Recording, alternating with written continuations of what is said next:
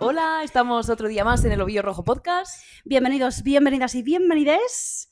Y cerramos con el capítulo de hoy, la segunda temporada. Eso es, qué bien, ¿eh? Sí, la verdad es que sí, porque siempre nos hace mucha ilusión, pero cuando llevas esto con más trabajos y más cosas... Cerrar siempre se agradece también. Sí. Y respirar. De hecho, sentimos porque habréis visto que entre el último capítulo que sacamos y este ha pasado más tiempo del habitual. Teníamos que cerrar nuestros cursos escolares y cositas. Y etapas de trabajo grandes. Efectivamente. Así que ya estamos aquí para cerrar la temporada. Somos Candela Vera y Verónica Oriente. Y cerramos el Ovillo Rojo.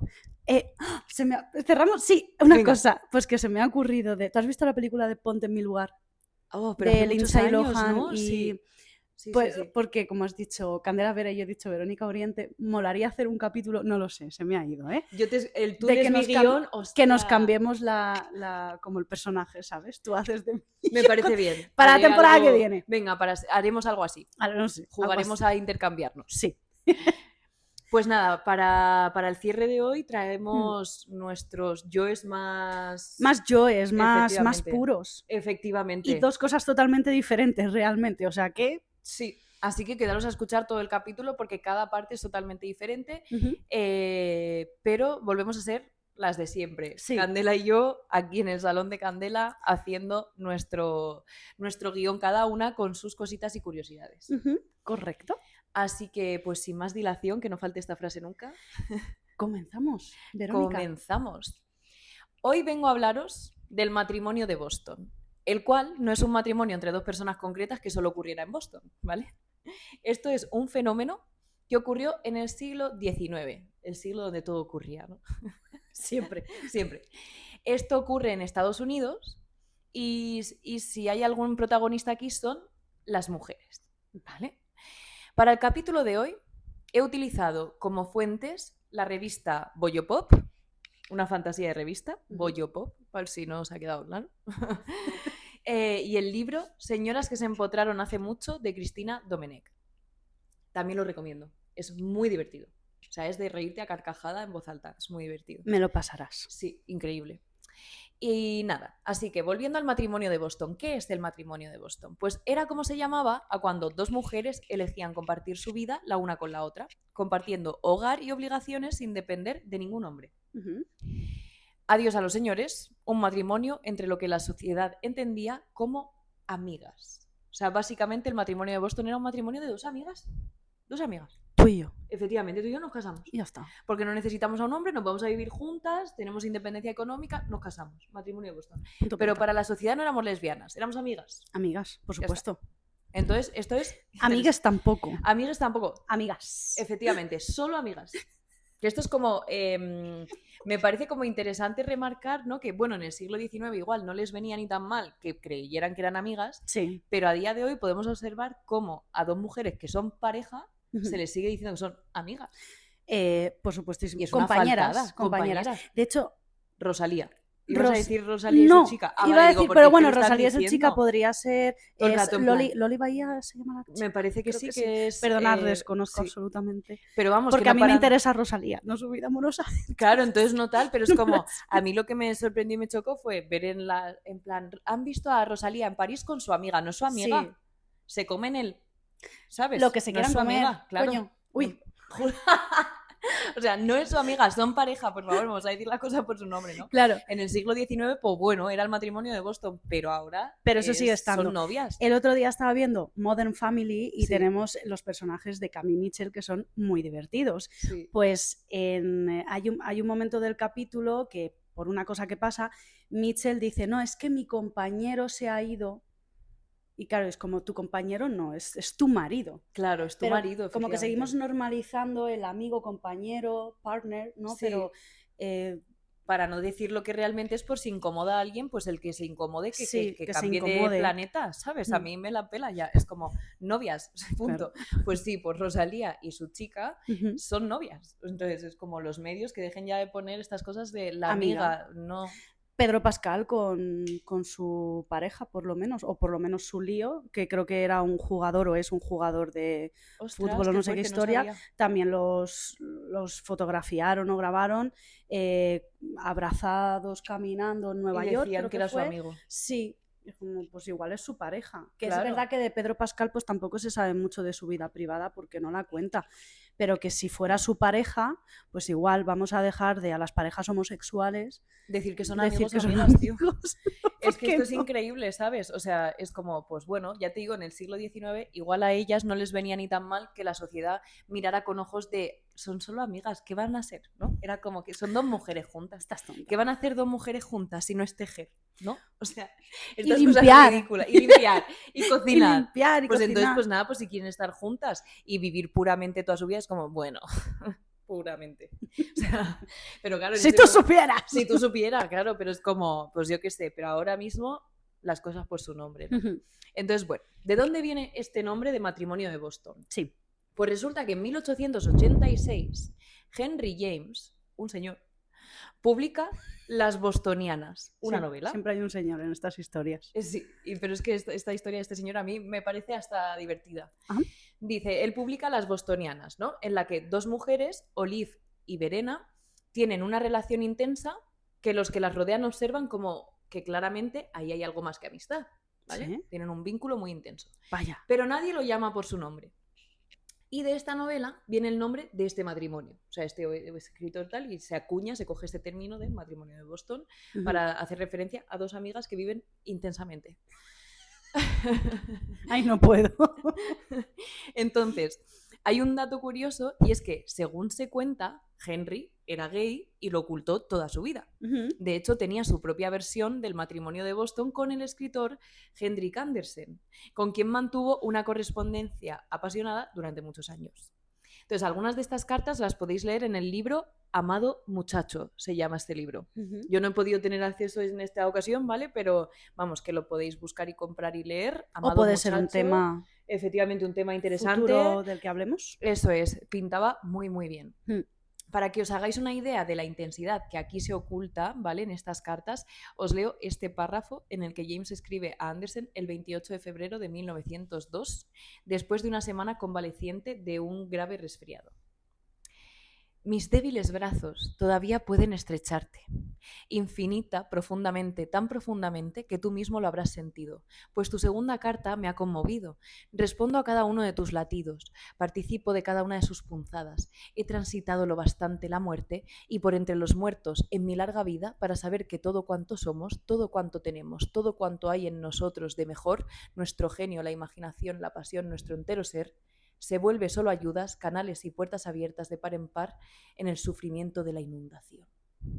Chica, pura poesía. Mujeres que vivían de forma intensa, ¿no? Esto en casos son dos hombres que y vivían hombres de que forma vivían de intensa. forma intensa también. Efectivamente. O sea, esto es lo único que he podido leer de las cartas, lo mítico de que ahí pues sacan esto de prensa para que te hagas una idea y tal. Sí. Me parece bastante intenso, entonces se cree que el propio Henry practicaba su matrimonio de Boston con Hendrik Andersen. Entonces, del mismo modo, por lo visto, Henry James escribió la novela basándose en relaciones reales que veía también a su alrededor. Por lo visto, su hermana, Alice James, mantuvo durante años una relación íntima con su enfermera y compañera Catherine Loring. Entonces él, pues ya, entre su propia experiencia personal con su súper amigo y la experiencia de su hermana con su súper amiga, pues... Aquí todos súper amigos. Efectivamente, escribió esta novela sobre el matrimonio de Boston y se utiliza este término y se acuña para amigos y amigas que están claramente casadas. Sí. O viviendo intensamente. O viviendo intensamente. Entonces, volviendo a las señoras, que es lo que hoy nos interesa, Ujú. ¿qué es exactamente un matrimonio de Boston? Pues este término se usaba en la segunda mitad del siglo XIX y principios del siglo XX. Como he comentado antes, hacía referencia a cuando dos mujeres convivían sin necesitar a un hombre.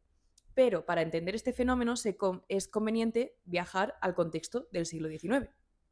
Una mujer que no se casaba era considerada una tragedia total. Una solterona, el arroz estaba pasadísimo, ahí no había ni socarrat. O sea, eso estaba terrible. Bueno, el socarrat, eso es Dios. Eso es Dios. Eso es Dios. Quien critica el socarraet, mal.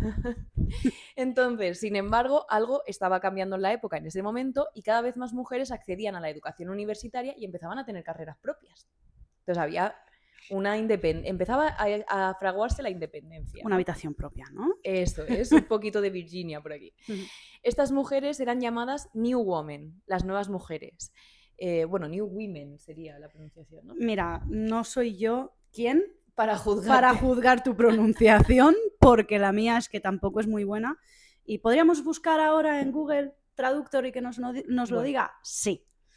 Pero si hemos dicho que estamos en nuestra esencia es pronunciar mal las cosas en inglés. Totalmente. Así que las nuevas mujeres no necesitaban casarse para sobrevivir, ya no era un apéndice de un hombre. Empezaban a destaparse nuevos futuros para las mujeres.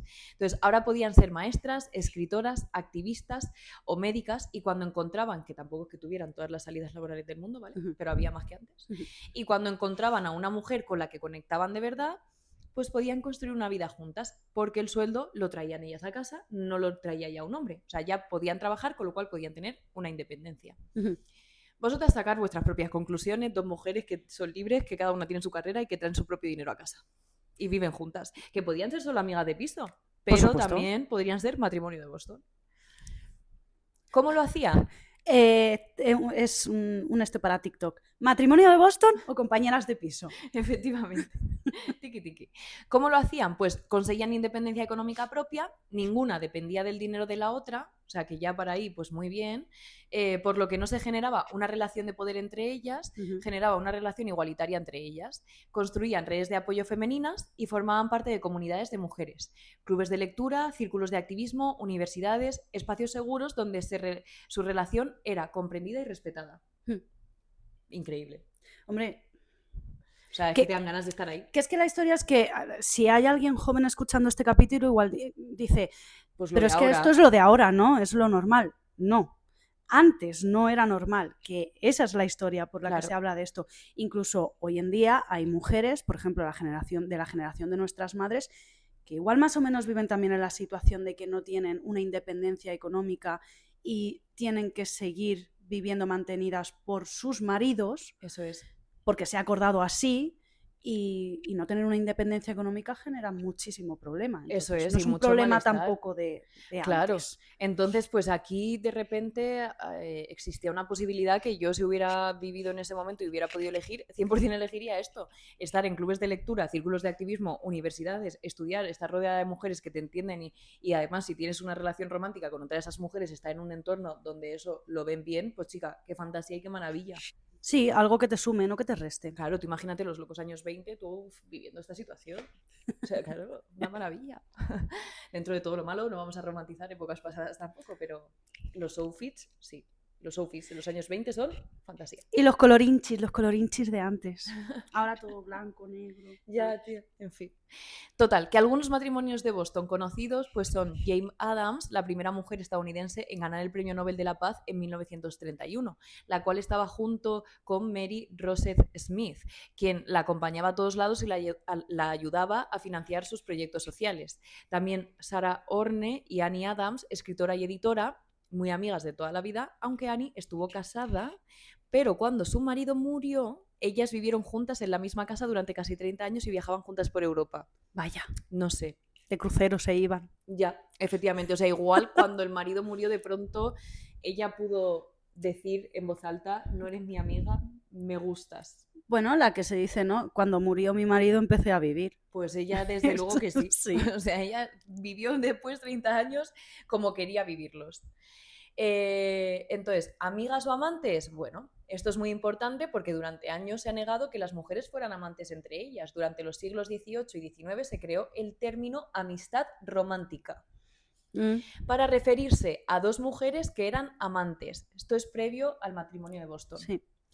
Entonces, para referirse a 2 mujeres que eran amantes, pero la sociedad negaba el contenido sáfico de la misma y lo dejaba en una amistad entre mujeres. Este término hacía referencia a un fenómeno social por el cual las amistades entre mujeres, sobre todo las de clase media y alta, porque la clase ha estado siempre, y la Siempre. libertad ha estado sobre todo para la gente de clase media alta, se vivía con muchas ganas.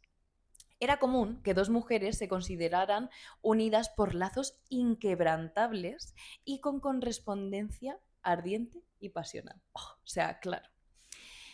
Además de besos y declaraciones de amor, pero todo esto estaba súper bien visto porque solo era una amistad romántica. O sea, ya está. Nadie pensaba mal. Sí. Aunque en esas cartas se estuvieran diciendo, amada mía, tengo unas ganas de sacarte del armario y empotrarte que flipas. O sea, pero amistad romántica. Nadie lo veía mal. En la época, estas relaciones entre mujeres estaban perfectamente normalizadas y de hecho mantener una amistad de este tipo se consideraba una virtud y hasta te daba puntos a la hora de buscar marido. ¿Qué me dices? Es que es loquísimo. Esto es como las oposiciones. Sí, o sea, tú ganabas puntos porque tú te besuqueabas con tu amiguita. Ah, amigo. Pero nadie pensaba que realmente había un deseo carnal, solo pensaban que cosas de chicas. De aquí saldrá que el porno lésbico es asumible socialmente, pero o el matrimonio gay no. Ya, no sé, ya de estas cosas. Ya, total, en plan, siempre nos ha gustado ver a dos mujeres comerse los morros, pero que se casen ya, eso no tiene ninguna gracia, no sé. En fin, se consideraba que las mujeres, sobre todo de clase alta, eran completamente ignorantes con respecto al sexo y carentes de deseo carnal.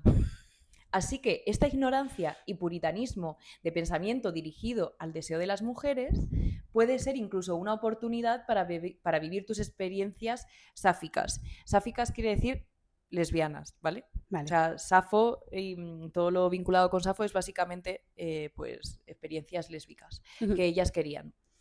Ya que al pensar así, la sociedad de entonces estaba bien visto que dos mujeres durmieran juntas o incluso darse unos besitos a diario no despertaba sospechas. Mientras ninguna tuviera comportamientos varoniles, es que esto es fuerte, tía. Eran dos mujeres haciendo cosas de chicas para los ojos del resto. Es como si un incel intentara describirte el lesbianismo, que puede llegar a aceptar.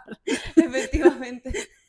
Es como besitos y tal bien porque son tan puras Claro. que no van a pensar que esto tiene nada que ver con el sexo. Pero es muy falocentrista también, Claro. porque entonces es, si no has tenido relaciones sexuales con un pene, entonces entiendo que no te guste el sexo. Efectivamente, ¿sabes? es como una cosa así. Entonces, para la gente de ese momento no había nada malo en estos comportamientos pasionales. Sí, pero porque eran puras ellas. Claro, para ellas eran chicas puras que no estaba nada mal que durmieran juntas, que se besaran, porque realmente no había nada carnal porque no estaba la aparición de un hombre. Ya está, es que es ridículo. Mira, Mari Carmen, Manolo, si te hubieses metido tú en ese armario, efectivamente, hubieses visto cosas que, vamos, en tu vida. Entonces, esto debió de tener un lado bueno, sin duda, en este momento. Vivían historias de amor sin ser detectadas, ya que el pensamiento masculino de este momento no daba lugar a que pudiera ocurrir algo sexual entre ellas. Pero también esto ha desatado problemas a la larga, como invisibilizar las relaciones sexoafectivas entre mujeres, rebajándolas a una simple amistad, lo que comentábamos hace un rato. Pero en ese momento era una oportunidad. Cosa que quizá nos suene, ya que esto sigue ocurriendo a día de hoy. Bueno, lo que he dicho antes, ¿no? Lo podemos ver cuando la prensa, Rosalía y Loli Bahía, a quien la prensa ha atribuido el título de amiga. No, Prensa Rosa no es su amiga y no es una amistad romántica, es más bien un matrimonio de Boston, es una relación sáfica, se gustan, se aman y se desean. Pero a veces parece que la sociedad sigue teniendo miedo a que las mujeres podamos no necesitar a un hombre y entonces no llaman a las cosas por su nombre. Porque cuando tú cuestionas al capitalismo o al patriarcado, mal. No, mal, eres una amargada. Eres una feminazi amargada sí. Que nunca ha sido, y perdonad, voy a ser muy explícita, bien follada por un pene. Eso dicho por un incel, efectivamente. Es que, claro, o sea, los incels tienen este tipo de actitud porque al final lo que les acojona es que si una mujer no necesita a un hombre, igual ya no tengo ganas de soportar tu puta mierda. Sí. O sea, que al final es como... Porque vamos a vivir solas, vamos a acabar viviendo solas, con gatos y bebiendo vino. Señor, ¿dónde ve usted ahí el problema? Ya. Porque yo no veo problema. Yo tampoco. Total, que por lo visto, durante gran parte del siglo XX ha sido realmente complicado plantear la posibilidad de que dos mujeres pudieran ser parte del colectivo LGTBIQ+. Entonces, en los siglos XVIII y XIX, fatal toda esta situación. Porque estos comportamientos cariñosos eran atribuidos a la llamada amistad romántica y fin. Es decir, no podías O sea, no existía básicamente la posibilidad de ser lesbiana, era una amistad romántica y punto y final. Luego ya sí que la gente empezó a coscarse de las cosas. Los historiadores las llamaban amigas y esto ha sido algo que han tenido que pelear también historiadoras, de decir que no eran amigas, por favor. O sea, podemos leer esta carta. Señor, bájese de su burra. Efectivamente, que esto... patriarcal y falocentrista. Claro, que ellos eran que es que son amigas. Y otras historiadoras, pero vamos a ver, Menganito, ¿tú has leído lo que le está diciendo la carta? No lo ha leído. Y ¿Sabes? si lo ha leído, estaba pensando en, no lo sé. Claro, es como, no lo sé, yo prefiero pensar que no entendían lo que decían, porque eran mujeres y no entienden lo que dicen. O no leían directamente a mujeres, porque esto es algo muy común. Sí. Por lo que se ve, el hombre hetero solamente admira a otros hombres hetero. No se abre a la posibilidad de admirar a otros hombres hetero o no heteronormativo o mujeres. Sí, que salgan Entonces, un poco de dudo su muchísimo tal. que esos hombres leyeran a mujeres. Claro, y estos sinceramente. historiadores pues decían pues que no se querían, que no era eso, y tú, que sí era eso, Manolo, no te enteras. No. Claro. Entonces, ahora sí, queridas oyentes, os voy a contar una historia de amor. ¡Ay! Es que cerramos la temporada como es cada una, yo con una historia de amor y tú con una historia tétrica. Sí. Que me gusta. Entonces, así que esta historia de amor que os voy a contar fue una de esas que fue catalogada como amistad romántica. Vale. Porque es previa al matrimonio de Boston. Vale. Viajamos al siglo XVIII, cuando aún no estaban de moda los matrimonios bostonianos. Más exactamente a 1768, al condado de Kilkenny. No sé dónde está esto. Irlanda. Perdón, ya sé dónde está. A Irlanda. Eleanor Butler... Solo había que leer una palabra más. Solo una más, Irlanda. Eleanor Butler, hija del conde de Ormond, que vivía con su familia en un castillo. Es que esto ya empieza fenomenal. Me gusta. O sea, esta chica vive en un castillo con ¿Esto su es victoriano familia. o no? ¿O ya se ha pasado la edad victoriana? A ver, míralo y si Sí, quieres... sigue leyendo, Vale. leyendo. La familia de Eleanor andaba un poco mosca porque ella había rechazado varias propuestas de matrimonio. Eleanor era una mujer con inquietudes, disfrutaba de estudiar y tener libertad para andar a su aire, por lo que un marido pues como que no entraba mucho en sus planes. Pero en el siglo XVIII el matrimonio era una obligación social que no podías evitar, sin levantar trifulcas en tu casa. Y para ojos del resto de la sociedad, pues esto era alarmante, lo que hoy llamaríamos una red flag. Así que la familia le dijo, si sigues así, te vas a un convento. Punto. Punto. Pun chin pun. A unos kilómetros de distancia de esta chica que vivía en un castillo, Me encanta. sí, vivía nuestra otra protagonista, Sarah Ponsonby.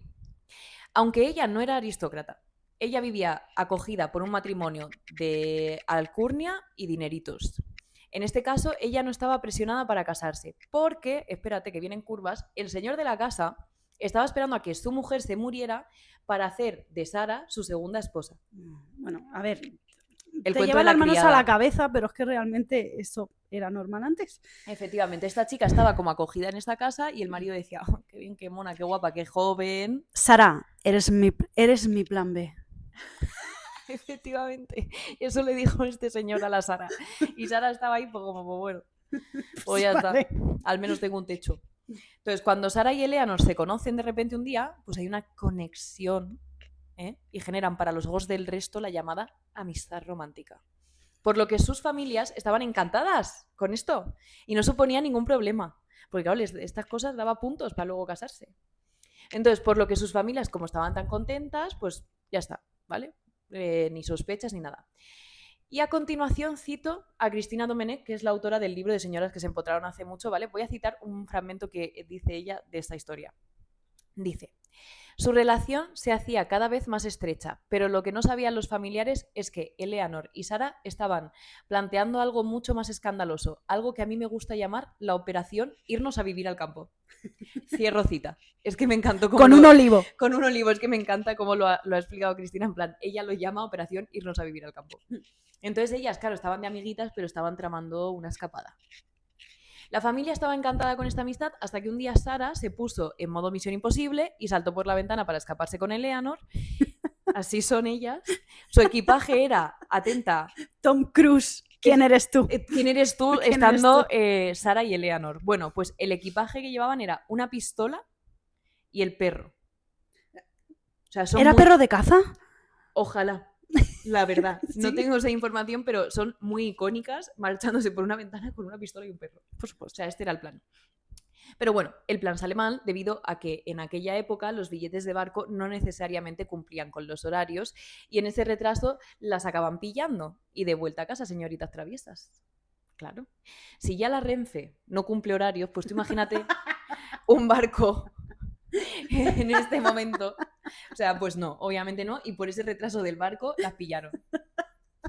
¿Y a quién reclaman ellas, sabes? A nadie, no vas a ir a Las reclamar a pobres nadie. que lo habían, después de preparar también ese equipaje con una pistola y un perro. Y un O sea, perro, me encanta lo de la pistola y el perro. No estamos es con que no qué. necesitas nada Con una más. pistola y un perro. Es que ya está, bolleras, yéndose. O sea, qué graciosas, es que son icónicas, tío, las amo.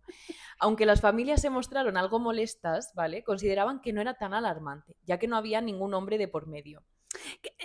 Es que tengo una teoría y luego te la digo. Vale, pero es que esto está así todo, o sea, es fuerte que no se asustaron porque dijeron, bueno, son dos chicas que están jugando a Misión Imposible y que están un poco traviesas, pero no pasa nada. Es que yo esto no sé si tendrá que ver, mi teoría es que al no haber un hombre de por medio no hay una...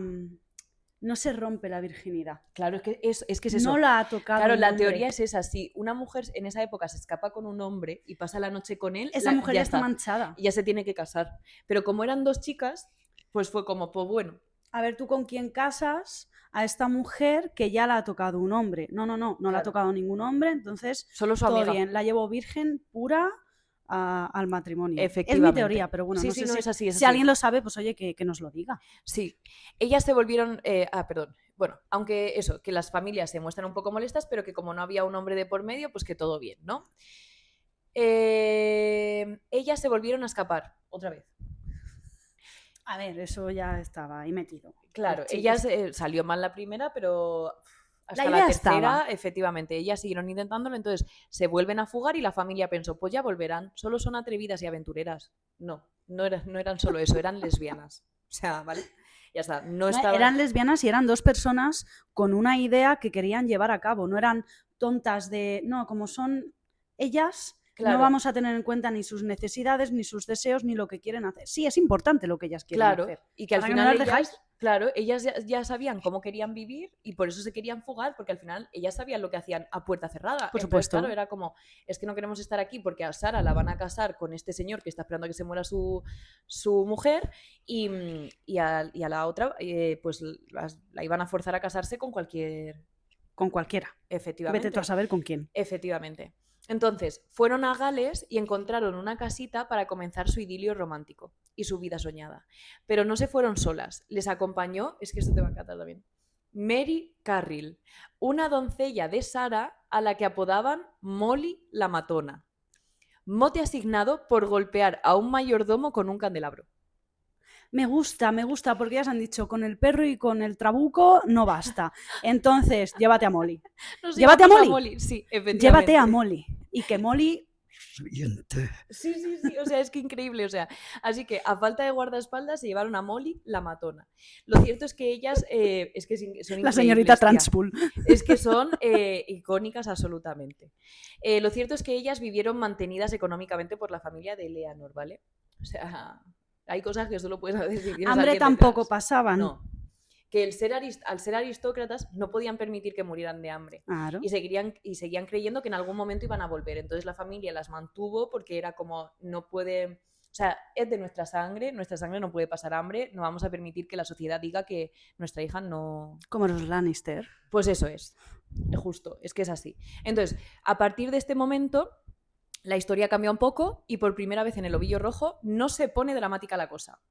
La gente, lejos de escandalizarse, consideran que Eleanor y Sara son seres puros, virtuosos y de luz, porque la idea de que fueran lesbianas no era una opción. Puros. Así que romantizan la vida que llevan estas dos mujeres en el campo, una vida rural entre dos señoritas muy puritanas, según la sociedad. Esto llegó a tal punto que hasta la gente iba a visitarlas a ver cómo vivían estas hadas del bosque, que se dedicaban a cuidar de su casa, del campo, estudiar y decirse apelativos cariñosos. Y aunque no hay pruebas, creemos que también se amaban locamente. Todo el mundo pensaba que eran simple y llanamente amigas, que en lugar de vivir en un convento, vivían en el campo. Pero ellas estaban profundamente enamoradas y tenían una relación, y vuelvo a citar a Cristina Domenech, ella dice en su libro: estaban tan casadas que encargaron una cristalería con las iniciales de las dos entrelazadas, que es una de las cosas más homosexuales que he escuchado en mi vida. Jolín, Cierro no. cita. Hombre, eso, la esclava que te regalaba ahí tu pareja de adolescente de Efectivamente. Ceia. Pues ellas encargaron una cristalera, tía. O sea, Me encanta. es que son lo más. Entonces, al final se hicieron famosas en todo Reino Unido, atrayendo a pensadores y artistas de la época como, ojito que os va a sonar esto, cito, o sea, Lord Byron. Es que sabía que lo ibas a decir. Mira, lo sabía. Es que cuando has dicho, ojo, cuidado, he dicho que no diga Lord Byron. Que Lord no diga Byron. Lord Byron. Además, es que me encanta porque abrimos la segunda temporada citando a Lord Byron, cerramos citando a Lord Byron. Qué pesado, tío. Pues qué Lord pesado Byron, es este señor. Walter Scott, Percy Shelley, citamos también a Percy Shelley, o el Duque de Wellington, entre otros. No O sea, paran, ellos no paran. Fueron a visitarlas. El punto de famoseo era tal que los poetas escribían poemas sobre ellas, la gente les llevaba regalos e incluso se vendían postales con sus retratos. Ay, O sea, y ahora viene momento Bridgerton. La reina Charlotte estaba tan seducida por esta historia de estas mujeres que convenció a su marido para que éste les otorgara una pensión vitalicia. O sea, Jorge III les dio una pensión vitalicia por ser lesbianas. Me encanta. O sea, es que es increíble. Es que me encanta que como no podían pensar en que dos mujeres se empotraban, decidieron que eran solo seres puros y les salió muy bien. Eran como monos de feria, tía. Sí, tía. Pero bueno, sacaron cosas buenas de ahí. Ahora, no lo sé, no se les preguntó personalmente qué les parecía que gente, al igual que va a ver, no sé, la Almudena, ya, vaya a ver a tu casa de, ay, a ver cómo se dan la manita ya, mientras tía. que recogen, no sé, la caca de los cerdos. Sí, random. A pesar de la ayuda de Jorge III, nunca supieron realmente sacar un hogar adelante en sentido económico y se endeudaban de forma habitual. O sea, no por vicio, sino por no entender cómo funcionaba el dinero. No habían tenido una educación financiera, ¿no? Entiendo. Entonces ellas no tenían ni idea. Menos mal que estaba Molly, que hacía no solo de matona, sino que también de... También les hacía Sí, les ayudaba un poco las cuentas. Muy bien, muy bien. Tía. La gestora. Y de ahí salió la... Mira, vamos a abrirnos una gestoría que se llame... Molly la matona. Molly Candelabro. Molly Candelabro. Y así vivieron en perfecta armonía y pacífica convivencia durante unos 50 años. En todo ese tiempo aseguraban no haberse peleado jamás y no haberse separado un solo día. Bueno, Eleanor murió en 1829 y Sara 2 años después, en 1831. Fueron enterradas y recordadas con un memorial de piedra de 3 caras que habían mandado construir años atrás, en el que se podían leer 3 epitafios. Epitafios, sí. Uno para Eleanor, otro para Sara y un tercero para Molly la matona. Hombre. Sí. Han pasado a la historia conocidas como las damas de Llangoyen. Con Molly no también tendrían algo. Igual eran una trileja, tía. O a lo mejor Molly también era boyera, ¿sabes? Se fueron las 3 juntas y a lo mejor tenían ciertas reuniones con otras mujeres que no sabemos, ¿sabes? Ya, si se lo también, pasaban bien y Molly podía ser libre, o vete tú a saber, pero estaban las 3 viviendo en armonía. Y esta es la historia de amor que te he contado hoy con su matrimonio de Boston y sus cosas. Pues muy bonita. Muy bonita. No era edad victoriana hasta que murieron. Ah, justo. Porque la edad victoriana empezó en 1837 hasta 1901, coincidiendo con el reinado de la reina Victoria. Oh. Entiendo que en Reino Unido. Claro, Victoria. Sí. Por lo que sea. Porque en ese momento Irlanda sí que estaba... Es que yo llevo un follón con lo de Irlanda cuando se independizó. Ajá. ¿Sabes? Sí, no me acuerdo cuándo fue, con Yo toda esta tampoco. movida de la ira. No sé, mira, estoy hablando No sin nos vamos saber, a ¿eh? meter, No me voy a meter ahí porque no lo sé. Vamos a dejaros pensar. Tendría que somos listas. meterme. No puedo saber la historia de todos los países del mundo, hija. No se Tengo puede. conceptos, pero no todo. Bueno, pues ahora yo Pues estoy me gusta. deseando tu parte. No, me ha gustado tu historia. Ay, me alegro. Molly me ha caído muy bien. Ay, qué Molly es No sé genial, por tía. qué me identifico con Molly. Vale, si algún día me quiero fugar por ahí con alguna mujer o con quien sea, te aviso. Y tú haces de matona. Y me llevo a Amelie. Amelie, Sí. mi gata, en vez de un perro Amelie, y en Ay, vez de pero un arma, pues yo aquí. me tengo que llevar entonces a Bruma y a Lorca. Pues nada, pues nos vamos 3 gatos y pa'lante. Nos fugamos al campo a vivir y encargamos una cristalera con nuestras letras entrelazadas y Lobillo Rojo. Podcast. Me gusta. Pues mira, pasamos de esta historia de amor y me ha gustado De luz y mucho, color, de luz me y, alegro. de luz y color y de jajas, Y de jajas. a todo lo contrario. Lo que a mí me gusta, que últimamente estoy súper gótica, tía. Sí. Es que, o sea, a mí me encanta lo gótico, pero es que además tengo la teoría de que en verano, como hace tanto calor, es bueno ver cosas de terror o leer cosas como así un poco góticas porque te llevan a un espacio más No, yo frío. siempre, yo es que para mí eso es mi favorito, me Sí, tía. gusta. Los fantasmas nos relajan. A Las mí historias sí. góticas nos relajan. Chica, y los asesinatos, ¿por qué? No lo sé. A ver, no En me la gusta que tercera asesinen a la temporada, gente, no. pero... En la tercera temporada nos vamos a llamar El Ovillo Gótico.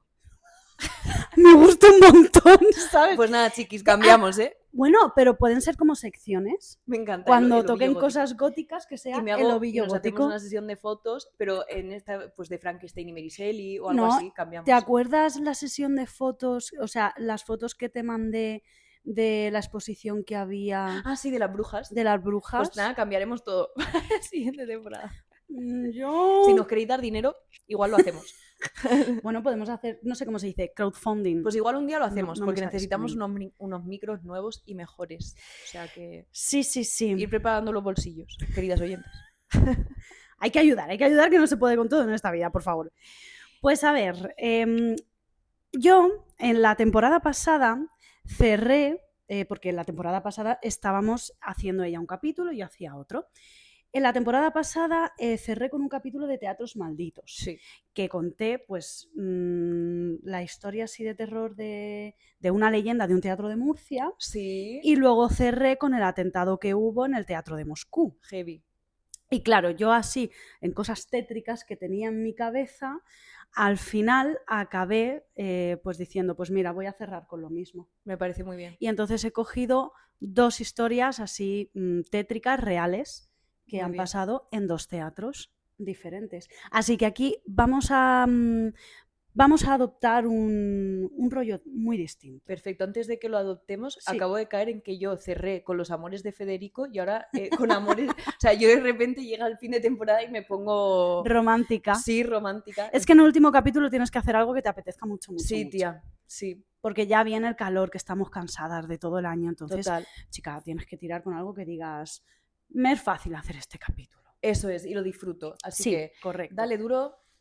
Pues bajamos un poquito la luz, bajamos un poquito esas risas y nos metemos en algo un poquito más tenebroso, un poquito más oscuro. Nos vamos a Barcelona. Hay lugares que representan una ciudad, no solo en lo arquitectónico, sino en lo simbólico. En Barcelona, a finales del siglo XIX, ese lugar era el Gran Teatre Liceu. No era simplemente un teatro, era una declaración social. Un espacio donde la burguesía se miraba a sí misma mientras escuchaba ópera italiana, donde la alta sociedad cerraba negocios entre actos y la apariencia era tan importante como la música, y precisamente por eso era también un objetivo claro para hacer una revuelta. La noche del 7 de noviembre de 1893, el Liceu estaba lleno. Se inauguraba la temporada de ópera. En cartel, Guillermo Tell de Rossini. Más de 3.000 personas ocupaban el teatro. Familias de la burguesía catalana, empresarios y políticos, aficionados a la ópera y personas que simplemente querían formar parte del evento social del año. Por este tiempo, la ciudad estaba tensa, pero el pueblo ya estaba acostumbrado a esta tensión. Barcelona vivía lo que los historiadores han llamado después la Rosa del Foc, una época de fuerte conflicto social, atentados anarquistas y represión policial. Y aquí es donde aparece nuestro protagonista, Santiago Salvador, quien estaba motivado por este movimiento. Salvador estaba vinculado al clima del anarquismo radical de la época en Barcelona, dentro de lo que se conocía como la propaganda por el hecho. Este movimiento defendía que los atentados podían ser una forma de acción política directa o que la violencia contra símbolos de poder podía acelerar el cambio social y sobre todo que la burguesía era vista como la clase opresora. Barcelona vivía entonces una fuerte tensión social, ya que tenía una desigualdad económica muy marcada, conflictos laborales constantes, represión policial frecuente y sufría atentados y represalias cruzadas. La noche del 7 de noviembre, entre el público estaba él, Santiago Salvador, un hombre que no encajaba en ese espacio. Tenía poco más de 20 años. Había llegado al teatro pues como cualquier otro espectador, pagó su entrada, subió hasta la zona alta del edificio, el llamado Paraíso, donde se situaban las clases más humildes del teatro. Me encanta la palabra humilde para referirte a los pobres. Desde allí tenía una vista perfecta de la platea y de la burguesía. Salvador eligió una posición elevada, con visión directa al público inferior. Llevaba 2 artefactos explosivos tipo Orisini, es decir, bombas de hierro diseñadas para explotar al impacto. Eran relativamente comunes en atentados anarquistas de la época en Europa. Y cuando comenzaba el segundo acto de la época, el público estaba relajado. Algunos ríen, otros hablan, otros simplemente escuchan. Y en ese momento fue cuando Salvador se asoma y lanza las 2 bombas a la platea. La primera bomba explota al impactar, la segunda cae, rebota y no explota inmediatamente. La explosión inicial es devastadora. Se rompe parte del techo cayendo fragmentos de cristal. Se produce una onda de pánico inmediatamente. No hay una evacuación ordenada, no existe protocolo de emergencia. Lo que ocurre en esta reacción es puramente humana. Se crea una confusión total entre humo, polvo y gritos. La gente corre tratando de huir hacia las salidas principales, otros buscan a sus familiares. El humo y la poca visibilidad los desorienta, provocando que algunos vayan en dirección contraria a las escaleras. Otros, tratando de huir por las escaleras donde no avanza la multitud, quedan atrapadas en los pasillos. Las crónicas de la prensa de 1893 describen escenas de desorden absoluto y terror generalizado. No hay un único flujo de salida, hay múltiples movimientos simultáneos. El teatro, en segundos, deja de ser un espacio cultural y se convierte en un espacio de supervivencia. Según reconstrucciones históricas basadas en prensa y documentos de la evacuación, se produjo de una forma caótica. Muchos espectadores de la platea inferior salieron directamente hacia la Rambla, mientras que otros utilizaron salidas laterales del teatro, y los palcos superiores tardaron más en evacuarse por la congestión de las escaleras y hubo personas atrapadas y heridas temporalmente en los pasillos interiores tratando de escapar. No existía un sistema de emergencia coordinado. La seguridad dependía del personal del teatro y de la intuición del público. El resultado final fue de aproximadamente 20 muertos y decenas de heridos, según las fuentes históricas más aceptadas. El atentado conmocionó profundamente a la ciudad. El Liceu se cerró temporalmente y durante semanas Barcelona vivió un clima de tensión total política y policial. Santiago Salvador logró escapar inicialmente, pero fue capturado después tras una persecución policial. El caso derivó en un juicio ampliamente cubierto por la prensa de la época, en el que fue condenado a muerte y ejecutado en 1894 mediante el garrote vil. Ostras. Claro, es que en España hemos tenido pena de muerte. Claro. El 18 de abril de 1894, 5 meses después del atentado, el Liceu volvió a abrir. La música volvió. El público ocupó las butacas, pero la idea de seguridad dentro de un teatro ya no volvió a ser la misma. Normal, madre mía. Y viajamos a otro país unos años antes para vivir la noche del asesinato de Abraham Lincoln, que yo no sabía que él sabía que fue asesinado, pero no sabía que fue asesinado en un atentado en un teatro. Ah, yo eso sí sabía por una serie, creo. ¿Qué serie? No me acuerdo, pero esto yo lo he visto o en una peli o en una serie que sale. Cachis la mano. Sí. Yo he visto la película de Abraham Lincoln, Cazador de vampiros. No me preguntes. La noche del 14 de abril de 1865 parecía exactamente lo contrario de un punto de inflexión histórico. Washington, D.C. estaba en un estado extraño, una mezcla de alivio y agotamiento, más que nada porque la guerra civil estadounidense había terminado prácticamente días antes con la rendición del general Robert E. Lee en Appomattox, el 9 de abril de 1865. El país llevaba 4 años desangrándose, más de 600.000 muertos, una cifra tan grande que incluso hoy cuesta imaginarla sin que pierda el significado. Y sin embargo, aquella noche la gente quería algo muy simple: reír, olvidar y volver a sentirse normal. En el Ford Theater, la obra Our American Cousin llenaba la sala.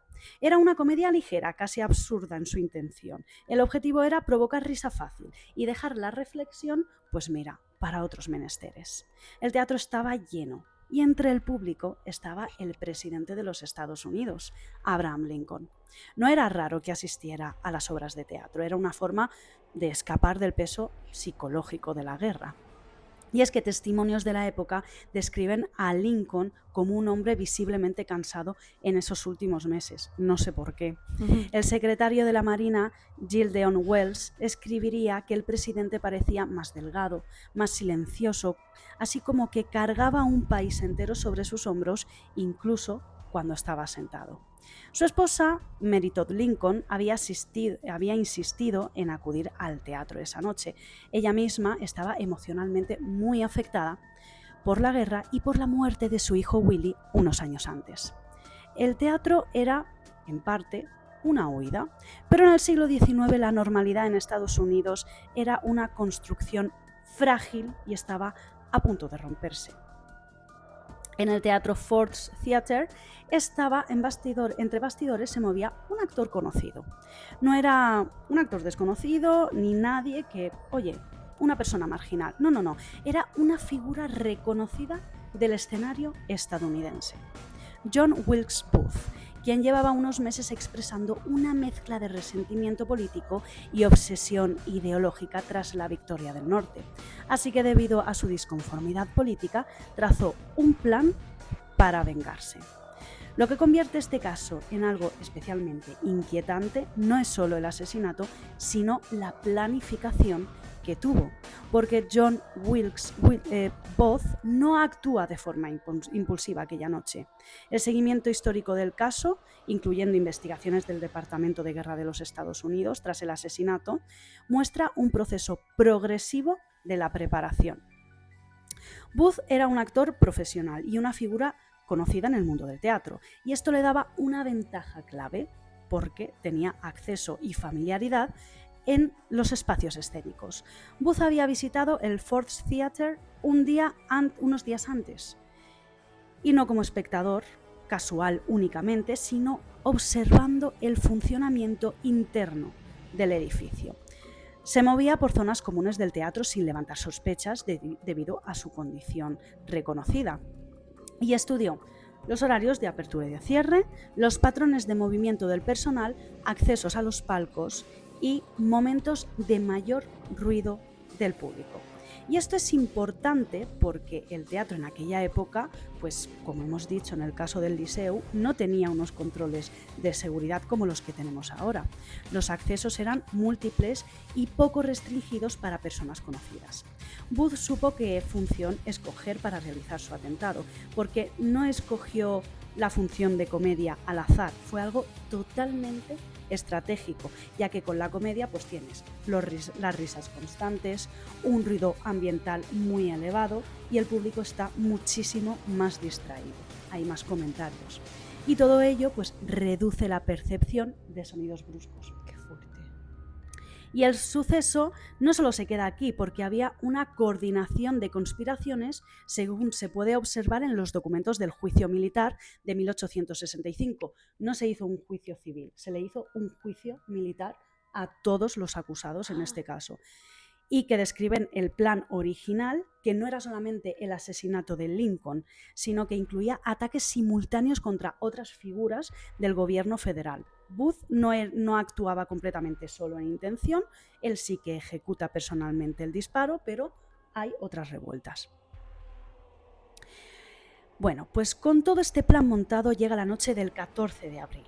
Volvemos. El teatro estaba lleno. Lincoln había llegado acompañado de su esposa, Mary Todd Lincoln, y dos invitados, el mayor Henry Rathbone y Clara Harris. El palco presidencial estaba situado en el lateral del teatro, parcialmente elevado. La función transcurría con normalidad y oye, pues ahí todos estaban con risas, en el escenario diálogos cómicos y un movimiento escénico constante, muchísimo ritmo. La suerte de Booth y la desgracia de Lincoln es que el acceso no estaba fuertemente custodiado, el acceso al palco presidencial. Y en este contexto, Booth entra en el edificio sin detenerse, se dirige hacia la zona de palcos y entra en el palco presidencial. Dispara a corta distancia en la cabeza de Lincoln con una pistola de un solo tiro. Inmediatamente después forcejea con el mayor Rathbone, que intenta detenerlo. Booth lo hiere con un cuchillo en el brazo y luego salta desde el palco hacia el escenario, con un impacto tan fuerte que se fractura la pierna. ¿Esto estaba en la función? El público no entendió inmediatamente lo ocurrido. Algunas personas pensaron que era parte de la obra, otros creyeron que era un efecto dramático. Y el actor, que estaba en ese momento en escena, relató que inicialmente no se produjo un pánico inmediato generalizado, sino que hubo una fase breve de confusión y esos segundos fueron exactamente los que permitieron la huida inicial de Booth. Claro. Tras caer al escenario, Booth grita la frase Sic semper tyrannis, así siempre con los tiranos. Después corre hacia la salida trasera del escenario. La salida del Ford Theatre en ese momento no estaba diseñada con un sistema de contención. Entonces el público empezó a alimentarse de forma desorganizada. Muchas personas se dirigieron simultáneamente hacia las puertas principales, otras subieron hacia las zonas superiores en busca de algo para entender qué es lo que había ocurrido y otros intentaban acceder al palco presidencial. El resultado fue un movimiento caótico, pero no instantáneamente unificado. Lincoln fue trasladado a una casa cercana, la Petersen House. Los registros médicos del doctor Charles Leal describen que el presidente llegó con respiración irregular y poco a poco llegó a perder su consciencia. Lincoln muere a las 7:22 del 15 de abril de 1865. El asesinato no fue solo un crimen, fue un punto de ruptura político. Andrew Johnson asumió la presidencia. La reconstrucción del país entró en una fase mucho más conflictiva de lo previsto y el Ford Theatre fue cerrado durante años por orden gubernamental. Tras el asesinato de Abraham Lincoln, la reacción del gobierno no fue lenta, fue inmediata. El juicio se hizo en 6 semanas. Realizando un juicio militar donde se acusaron a todos los involucrados en los actos de conspiración. John Wilkes Booth no llegó a ser juzgado porque murió durante su persecución, pero uno de los aspectos más controvertidos del juicio fue el caso de Mary Surratt, propietaria de una pensión donde se reunían algunos de los conspiradores. Acusada de facilitar la conspiración, fue declarada culpable por la comisión militar, convirtiéndose en la primera mujer ejecutada por el gobierno federal de Estados Unidos. Y con esto cierro esta parte de teatros malditos. Qué fuerte, ¿eh? Sí. Hay más historias de bibliotecas y todo. Hay bibliotecas, me encantan. Sí. Para la siguiente temporada. Vale. Bibliotecas malditas. Pues sí, un teatro que es un espacio donde tú vas a pasártelo bien o a ver un drama, pero oye, desconectar de tu vida. Estamos viendo que han pasado muchísimas cosas malas. Sí, total, tía. Que no es tan raro que en un teatro ya salgas de allí diciendo qué acaba de pasar o el fantasma de o la no ópera, salgas por ejemplo. sí, o directamente no sales. Qué fuerte, tía. Uh-huh. O sea, bueno, saltando a lo agente 007 desde el palco. gritando su movida revolucionaria Sí, sí, hostia, qué fuerte. de así con todos los tiranos. Que está bien, ¿no? Como- Pero que los tiramos a la basura, ¿no? Pero entiendo su frase, pero es como, ¿en qué momento no se te ocurre que te vas a romper una pierna? Cuando No, saltas desde- él salta al palco y dice, pues nada, pues de perdidos al río. Efectivamente, fíjate. Pues nada. Y con esto Pues me ya ha gustado tenemos... mucho. Muchas gracias. Sí, sí, sí. Me he entretenido porque somos esta gente rara que nos gusta escuchar crímenes. Cosas así. No sé por qué. Tampoco, no sé, no tengo una explicación para eso, pero... Yo pero tampoco, sí. O nos historias relajamos. así como más tal, también son tan antiguas que pues no te tocan, no te hacen daño, ¿no? Te llaman la atención. Efectivamente, qué curioso, pues fíjate. Pues con esto ya tenemos la segunda temporada, la segunda temporada, y nos vemos en una tercera. Nos vemos en una tercera a partir de Septiembre, octubre. sí, ya lo vamos viendo. Eso es. Os lo pondremos en redes, ya sabéis, activar la campanita, seguirnos en elobillorrojo.podcast. El Ovillo Rojo Podcast en TikTok. Eso es. Y en YouTube también, cuando tenemos compartirnos vídeo. con vuestra gente, sí. Sí. En YouTube tenemos también contenido. Y podéis hablar bien de nosotras y recomendarnos siempre, siempre, siempre, siempre. Eso es. Compartir Nosotras es vivir. Sí. Agradecidísimas porque este año sí que es verdad que han subido las escuchas, Sí. han subido los suscriptores, los seguidores y súper agradecidas con eso, que Sí. sin vosotros, lo que decimos siempre, sin vosotros no se puede crear esta comunidad. Si no hay público, no tenemos a quién contar estas historias. Así que todas esas personas nuevas que sois nuevas oyentes en el Ovillo Rojo, gracias por empezar a seguirnos, gracias por escucharnos. Esperamos contar con vosotras en la siguiente temporada. Y bienvenidas. Y nada, pues intentaremos descubrir nuevas historias este verano Sí. y contaros a partir de la próxima temporada. A disfrutar. Sigue tirando del hilo. Para conocer nuevas historias. Adiós.